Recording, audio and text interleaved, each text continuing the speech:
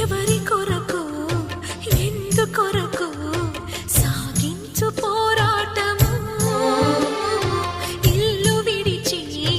పల్లె విడిచి ఎన్నాళ్ళు ఈ నరకము